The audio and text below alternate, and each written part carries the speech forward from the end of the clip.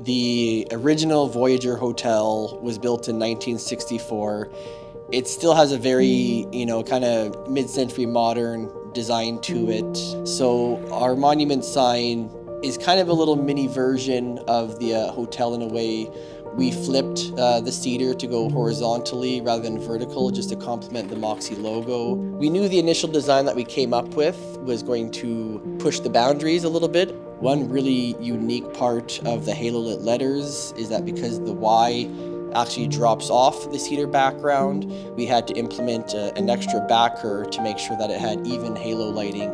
Banff Sign Company has the experience with the natural materials, so we were able to use that strength, but then have support of all the metalworking and electrical work from High Signs. It was a real collaborative effort between both High Signs and the Banff Sign Company on this one.